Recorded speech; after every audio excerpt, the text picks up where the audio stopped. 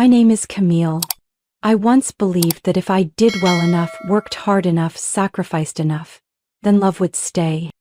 Until one cold rainy night while I was washing dishes, my husband's phone, he was on disability benefits, played an automated voice message. "Rick, she's gonna find out Cassidy's toothbrush is missing. Hide it well." I was stunned. In the very kitchen where I had cooked thousands of meals to keep this family alive. And then I found out he had been faking illness for 4 years, cheating, and waiting for the day to push me out of the house he had paid for month by month. Have you ever been made to feel like an outsider in your own life? Leave a comment if you've experienced that feeling. Hit like, subscribe to the channel to join me until the end of this journey, where I'm no longer the one bearing the burden, but the one choosing to stand up. I used to think being a wife meant carrying the weight. Silently and persistently, without complaint. That year I had turned 32 when Rick had a car accident, a collision not fatal, but enough for him to use it as a ticket to escape all responsibilities. The rehabilitation doctor said frankly, if he followed the treatment plan he could return to work as a logistics driver within 9 months to a year, but Rick smirked, then turned to me. "I've served the military enough. Now it's time for someone to take care of me." And that someone, of course, was me. His mother, Martha, showed up not long after his first discharge. She sat down on the living room chair in my house, holding a bag of cheap cookies, looked straight at me and said clearly, "You have to understand, he's a veteran, he's sacrificed for this country. Being a wife means carrying the rest." I gripped the hot teacup tightly, my tongue burning because I dared not say anything harsher. Rick sat there, leaning against the pillow, eyes absent-minded watching TV. No word of defense. From then on, every morning I woke at 5 a.m., prepared breakfast, arranged his medication, checked his follow-up schedule, then took my daughter, Eliza, to school. Then I went to the company, where I worked as a project manager for a pharmaceutical firm specializing in arthritis and chronic pain research. A bitter irony if you think about it. I spent the workday helping people in real pain, then came home to serve a man who was only pretending. At first I still had hope. I thought, maybe he was panicking, needed time. I printed physical therapy exercises, stuck the practice schedule on the fridge, set alarms every morning to remind him to breathe deeply. I reorganized the entire kitchen cabinet so he wouldn't have to bend over. I cooked special meals. No oil, low salt, with omega-3 supplements. I cut shopping budgets, put off my dream of graduate school, poured all savings into medicine and hospital bills. And Rick? He spent hours sitting on the dark brown recliner, playing phone games, texting, and occasionally complaining because I came home late. One day I came home at 8 p.m., my raincoat still soaking, shoulders aching after 13 hours of tense meetings. I set my bag on the floor, entering the kitchen when I saw Eliza eating cold instant noodles, eyes glued to her math book. "What are you eating?" I asked, trying to keep calm. "I made it myself. Dad said Mom would be home late, then he went to bed. He said he had a headache." I turned to see Rick softly snoring on the chair. The TV was still on. On the table was an empty snack bag and a half-finished beer can. That day was Eliza's birthday. I didn't yell. I didn't cry. I quietly took off my coat, pulled out a handmade bracelet I had specially ordered for her from my bag, the gift I planned to give at dinner. Eliza took it, her eyes lighting up a little, but I clearly saw something fade in them. Something that once believed her parents would always remember. In the following months, Rick sank deeper into the habit of living as a permanent victim. Whenever I mentioned therapy, he avoided it. "I don't need a doctor. I need you to believe me." Whenever I showed signs of exhaustion, Martha called, her voice sharp over the phone. "How are you taking care of him that he's getting so thin? A man can't get better if he doesn't eat well." I swallowed the bitterness many times because I bit my tongue too hard. But day by day I saw more clearly. I wasn't living in a family, but in a play. And I was playing every role, the breadwinner, the caretaker, the apologizer, and the one keeping everything from falling apart. I spent nights at the kitchen table after the kids had gone to sleep, staring at piling bills, my hands trembling from hunger yet still afraid to eat the leftover rice. I told myself, get through this winter, help Rick see the doctor again, stop Martha from interfering, but none of those things ever happened. The only thing that came was growing indifference, colder each day. Rick no longer asked how my day was. Didn't notice when I coughed for a whole week. Didn't react when I received the company's certificate of merit. When I announced I had led the R&D team to sign a 7-figure contract, he raised an eyebrow and said, good, not like it's hard work. I looked at the man who once held my hand in church, who once said in sickness and in health, and wondered, when did he disappear? Or did I never really see him clearly? I began to understand, slowly, that what I was calling my husband was actually a burden legalized by a piece of paper. But I hadn't taken action, I hadn't left yet. Like many other women, I believed maybe I hadn't tried hard enough. I was wrong. But when I realized that, I started preparing. Quietly, bit by bit. And then one day he fell into the very trap he and his mother had set. It was November and the air in Cleveland was starting to chill. The maple tree outside my office window dropped large patches of leaves, bright red and thin as paper. I often stood silently watching it for a few minutes every morning before diving into another long day of emails, spreadsheets, and endless meetings. Brandon Holloway had been my new boss for nearly 3 months. He was different from previous supervisors, not showy, not cold, nor trying to assert power. He usually started meetings with, "Did you sleep well?" before moving on to business goals. I used to think it was a new kind of small talk, but then I realized he was genuinely listening to the answer. One Friday afternoon, I was reviewing the product testing schedule for the next quarter when Brandon walked over. He gently tapped on my desk, quietly, just enough to make me look up. "Camille," he said, eyes sparkling as if smiling. "Next week the company is hosting a wellness retreat at a hot springs resort about a 2-hour drive from here. Yoga, meditation, clean eating. Things that might sound cliché but are actually quite pleasant." I was about to give a polite laugh and decline as usual, but before I could speak, Brandon placed a glossy brochure in front of me. The pictures showed a wooden cabin among pine trees, herbal steam rooms, and a slanted line of text. "Resting is also an investment in performance. The company covers everything," he added. "You can go alone or with family, but you should go. You work too hard, Camille." I didn't know how to respond. No one had ever seen me as someone who needed care. That night, after Eliza was asleep, I sat in front of the computer with the brochure and a cold cup of tea. I typed an email to register, then deleted it, then typed again, this time entering Rick's name. I thought, maybe if he got to rest, got away from that house, that recliner, and his mother's nagging, he'd want to start over. I booked a room with a soft bed, chose a lactose-free meal option like he needed, sent an email requesting the spa avoid peppermint essential oil because Rick was mildly allergic. I packed neatly, set aside supplements, labeled each box. Morning, noon, evening. Before he got into the resort car, I slipped Rick a note. "Please rest for real. Think only of yourself. You deserve it." Yeah, hope they have TV. For 3 days while he was away, I finished an entire quarterly report for the research department and spent 2 evenings sitting with Eliza doing watercolor painting. She painted a purple leaf with a smiling face and said, "Mom, you're like this leaf, small but very strong."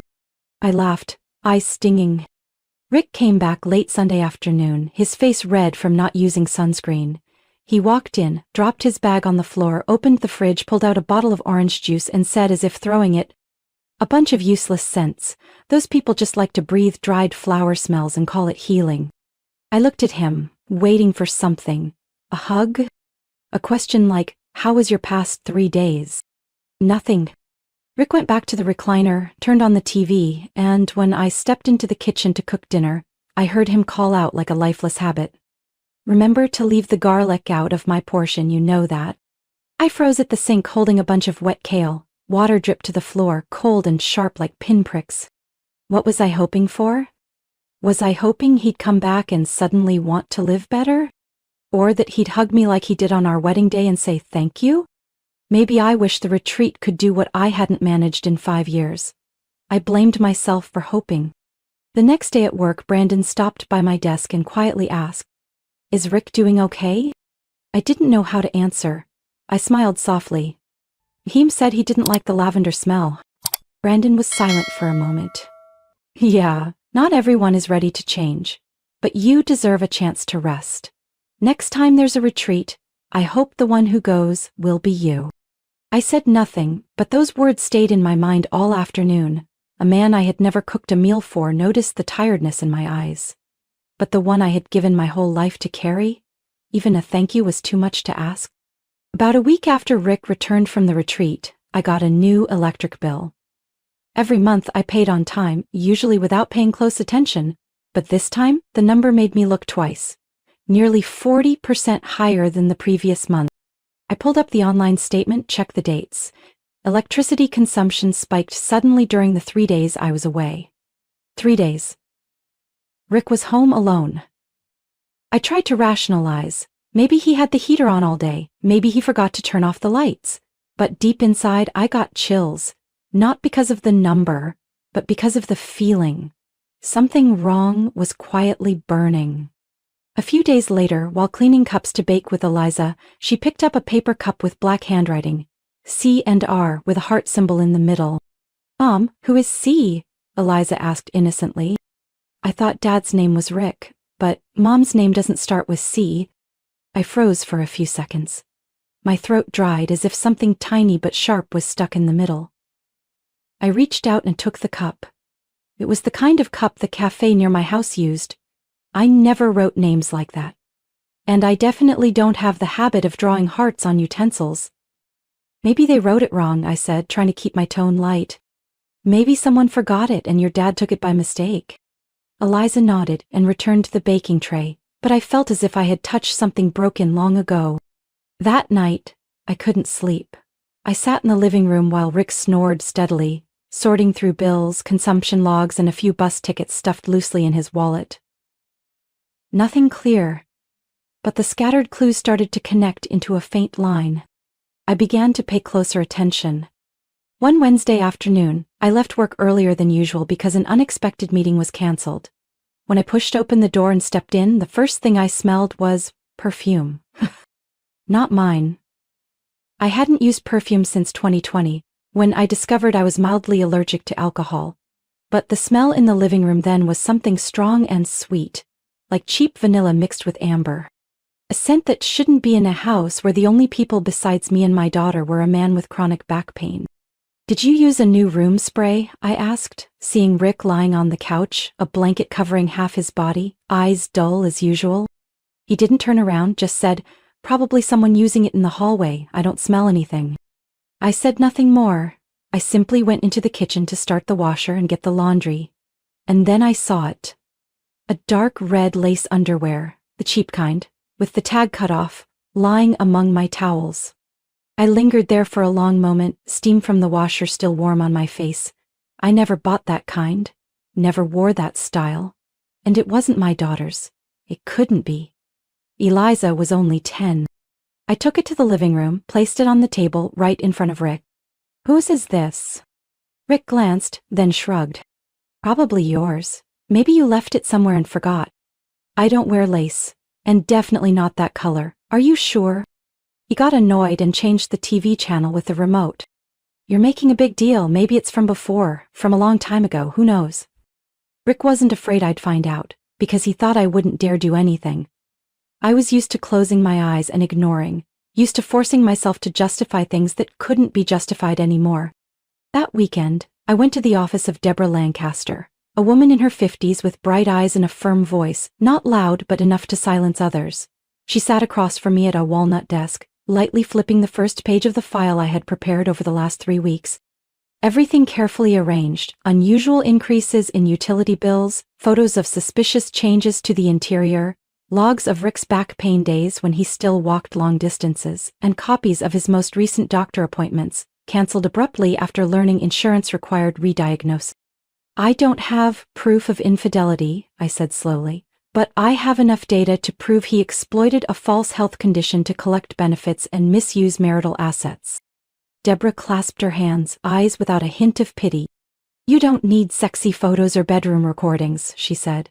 "Under state law, financial fraud and abuse of trust are enough grounds to start an unfavorable divorce proceeding for the offender. And from what I see, you have more than enough." My palms sweat wet inside. Everything I endured, every small, silent piece, was now fitting into a picture that the law could see. "Do you want to claim ownership of the house?" Deborah asked. "I'm not sure. I don't even know if I want to stay there anymore," I replied, unconsciously tightening my purse strap. "But if he plans to live there with someone else, I won't let it slide." She opened her computer and began drafting the first version of the preliminary case. When I left Deborah's office, I didn't go straight to the parking lot. I walked around the small park behind the building. The late autumn afternoon hadn't fully darkened yet, but the sunlight had dulled. The wind howled through bare branches, as if the sky was whispering something unpleasant. I opened my phone, 3 missed calls from Rick, and a single message. "Did you buy toilet paper yet?" I stared at the screen for a long moment, then turned it off. The next day at work, while I was sticking a chart on the meeting room board, Brandon walked in carrying 2 coffees from a nearby favorite cafe. He placed one beside me, eyes quietly steady, as always. "I've never seen anyone edit slides as carefully as you," he said softly. Not flattery, but genuine recognition. I smiled instead of saying thanks. Brandon looked at me briefly, then asked, as if it was casual, "Next week I have a trip to San Diego.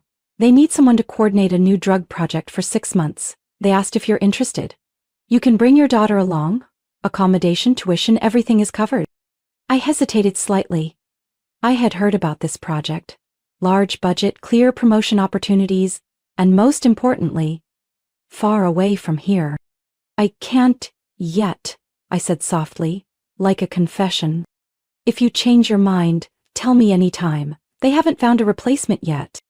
That entire afternoon I sat in front of the screen, but my mind was somewhere far away.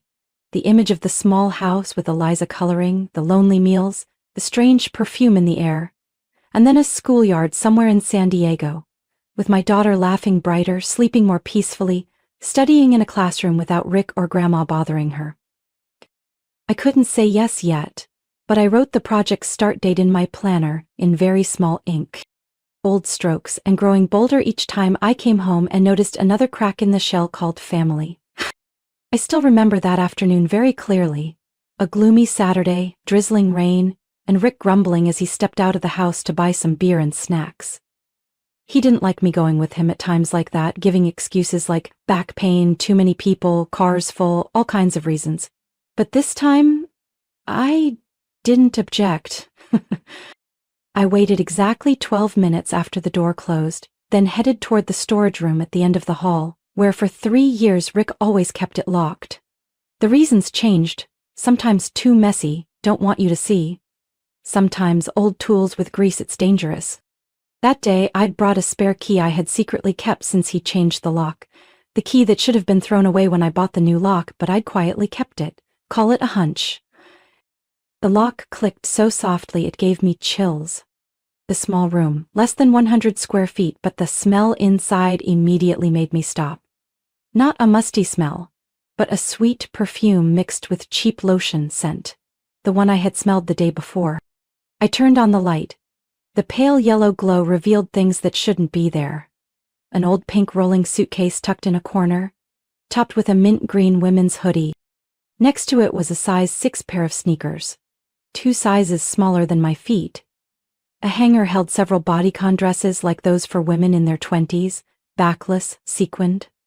And a t-shirt with large letters printed, "Cassidy's Baby." I couldn't breathe for a few seconds. My hands trembled as I reached for a file stuffed in a nearby cardboard box. The first page was a photocopy of an emergency assistance application from the state government, Rick's name but with signs of income figures being altered. The second page was a diagnosis from a private doctor, with a smudged signature, sparse content. I had worked on projects related to healthcare benefits. I recognized immediately. This was a fake file. At the bottom of the box was a stack of photos. Photos of Rick and a young woman, light blonde hair, a flower tattoo on her wrist, hugging in my kitchen. Behind them was the refrigerator where I had posted pictures of Eliza. Another photo, both lounging on the recliner. The chair, Rick once said, I can't lie on because of back pain. She grinned widely, arm around his neck, while Rick's hand held the TV remote. Another photo, the two of them standing in my bedroom in front of the mirror, Rick wearing my shirt making a heart shape with his hands. I put down the photos, trying to steady my shaking hands as I took the last document. A proposed transaction, titled, Temporary Transfer of Ownership Camel Parish to Richard Parish. With a note, Camille agrees to sign a power of attorney for Richard to handle the house sale due to unstable mental health. The bottom right was Rick's signature. Below that, blank. For me. I collapsed onto the cold wooden floor. It felt like I was seeing exactly how I was being cut out of this life. By a plan. By a pen stroke. By a man who once swore he would never betray. I heard the front door open outside, Rick's footsteps dragging, the rustling of a plastic bag. I stood up slowly, put everything back in place, locked the storage room door and returned to the kitchen as if I had never left. Rick dropped the bag on the table, pulled out a cold beer can. The supermarket was packed, he said, opening the can as if talking about the weather. I had to wait almost 20 minutes. Must have been tiring. Yeah, bad back pain. Tomorrow I'll lie down all day, no work. I smiled. It was the first time I was sure. I was living with a man who could stage a 4-year-long performance to legally and smoothly push me out of his life. I had prepared the divorce paperwork. Now I knew I needed to prepare something else, a strategy. And if he planned to build the stage, I would let him perform, until he was the one who fell from his own role. The day I decided to leave, I woke at dawn. Eliza was still sound asleep, chubby under a pale pink blanket. I remained by the window, gazing out at the small garden where she usually played before school. The sky wasn't fully bright yet, but the faint light was enough for me to feel this was a beginning. I took out the old wooden jewelry box, opened it, and pulled out a white envelope I had prepared the day before. Inside were the divorce papers, a detailed list of expenses Rick must repay, from electric and water bills to the fake medical invoices I had collected. I carefully placed a USB, containing fabricated evidence I had prepared as a warning, in case he tried to sue or cause trouble. Next to the envelope I left a small note that read, I do not intend to argue any further. Everything will be settled in court. This is my choice and the last time we will meet. I placed the envelope on the kitchen table right by the door. The faint scent of coffee lingered softly from the machine, a remnant of the night before.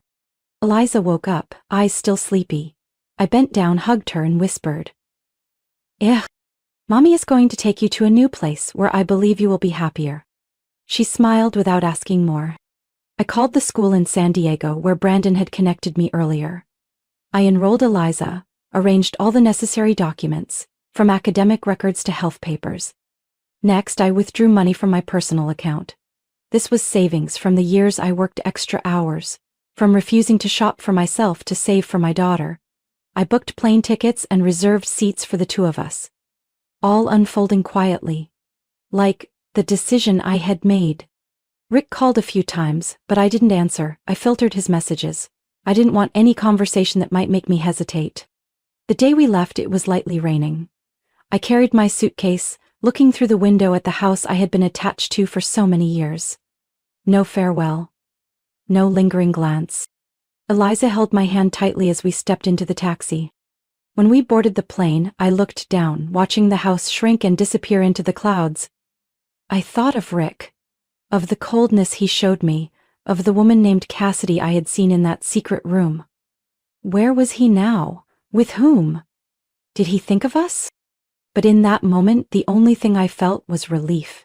As light as the first time in many years, I didn't have to pretend to be strong for anyone else. I knew the journey ahead wouldn't be easy. I knew there would be battles to fight. But at least now, I could choose to walk my own path. My story was not over, it was beginning. From a distant place where Eliza and I could start writing new chapters of our lives. And while Rick and Cassidy sat in a tattoo parlor laughing happily, they didn't know that we had left. Not in tears, but in silent determination. The San Diego morning sunlight wasn't harsh like in Cleveland. It was gentle and bright in a way that made you want to open your heart. Eliza and I had moved into a small apartment near the beach, where each morning the sound of waves reminded me of a different life, a new opportunity. The apartment wasn't large, but to me, it was a whole world. I arranged a study corner for Eliza, with watercolors, drawing paper, and her favorite books. Every afternoon, she eagerly showed me new paintings from her art class after school, her smile brighter than the sunshine outside. As for me, the job at the new branch was also a challenge. The arthritis drug research project was in its final stages, and I was assigned as the main coordinator. The work environment was different. No suffocating pressure, but support and sharing. Colleagues here didn't see me as just a task-bearing machine, but as a friend, a leader. Brandon still kept in touch regularly, but without pressure or over-inquiry. He respected my privacy, knowing everyone needs their own space to heal. One Friday afternoon, as the sun began to cast golden hues over the sky, Brandon invited me for a walk along the beach. He didn't urge, he simply asked, gently, "When you're ready, let me have the honor of taking you for a walk." I smiled, feeling for the first time complete recognition, not as a wife, a mother, or a burden, but as myself, with all my imperfections and unique beauty. Walking on the cool sand, sea breeze blowing through my hair, I no longer felt tired or bound by invisible burdens. I was simply me. Eliza, beside me, ran and played with neighborhood children, reminding me of a childhood I never had, a childhood of freedom and true joy. That afternoon, as the sun began to fade its last weak rays, my phone rang. The screen showed Rick's name, and a complex, indescribable feeling rose inside me. I stood still for a moment, fingers trembling over the answer button, wondering if I was strong enough to hear what he had to say after months of silence. Months I had healed on my own without him. Finally, I pressed answer. Rick's sigh came through the line, his voice trembling, far from the cold, indifferent tone I once knew. "Camille, my mom kicked me out. Cassidy left too. They're revoking my disability benefits. I don't know what to do anymore." I looked over to the next room where Eliza was focused on coloring the pictures she drew for school. Her eyes were clear, without worry, fully trusting her mom. My heart ached, but I tried to stay calm, replying with the voice I had trained for years. "Are you okay?" He sighed, his tone deepening with disappointment and despair. "I was deceived, Camille. I was used. I need you. You're stronger than you think." I heard in those words not just a late apology but an admission of failure. Not just in saving the marriage, but in saving himself. Yet at the same time I sensed a lingering irresponsibility hidden in his words, as if the mistakes and wounds he caused were not his fault, but an unfortunate disaster I had to endure. I answered gently but firmly, "You don't need me, Rick. You need someone to bear all the consequences for you, but I won't do that anymore." There was silence on the other end. It seemed he wanted to say more, to beg or find a reason to hold on, but in the end he was quiet, and I decided to hang up. That moment didn't bring fierce anger or tears of sorrow. Instead, it was a peaceful, meaningful ending, the end of weary years, endurance, and blind hope. I looked at Eliza, still sitting beside me drawing, her eyes pure and trusting, the greatest strength for me to keep moving forward on the long road ahead. I knew from that second, this was no longer just my story. It was a journey for me and my daughter to live truthfully, free from the past, free from those who didn't deserve us. In the days that followed, I received no more calls from Rick. His mother didn't contact me either, and Cassidy completely disappeared from my life. No explanations, no pleas. One night, after Eliza had fallen into deep sleep, I sat alone on the balcony of our small San Diego apartment, silently watching distant stars in the sky. I silently thanked myself for having the courage to leave, to live for myself and my child. I understood that this silence was true strength, silence to not allow myself to be pulled back into old pains, silence to listen to myself and rediscover life from the simplest things. That last call was not the end of everything, but the beginning of a new chapter in my life, a chapter of freedom, hope, and healing. I once thought that as long as I sacrificed enough and loved enough, things would change. But now I know that loving myself is the most important thing. The evening on the San Diego beach lacked the noisy bustle of the city, nor was it crowded as I once imagined. Only the gentle crashing of waves, mingling with the soft breeze through the grass, creating a tender melody just enough for my soul to relax after months of tension and heartbreak. Eliza ran up to me, eyes sparkling as she saw me genuinely smile. "Mom, you're really smiling," she exclaimed innocently. "Before, you only pursed your lips. You were always serious and stressed." I held her hand, my eyes warm. "I've learned to smile again, my love," I said, "so I don't have to hide my feelings or pretend to be strong every day anymore." Eliza leaned on my shoulder, grinning with eyes squeezed shut. No more words needed. That was the first time in a long while I saw my daughter so happy and peaceful. The sea breeze swept away all fatigue. I felt more deeply than ever the freedom I now had. I didn't have to live in the shadows of a broken marriage anymore, nor carry the blame, betrayals, and indifference. I was free to be myself, with all my flaws, scars, and passionate desires. Brandon was beside me, gently holding my hand.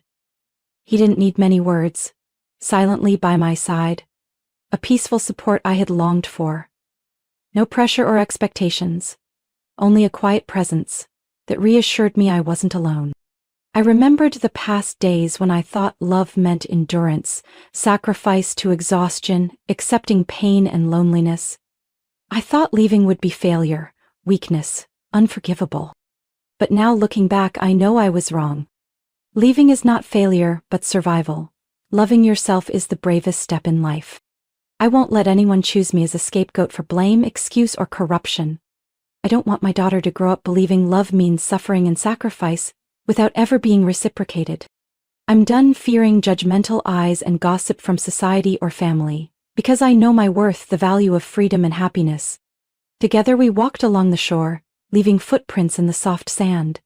Eliza ran and played like the innocent child I always wished for.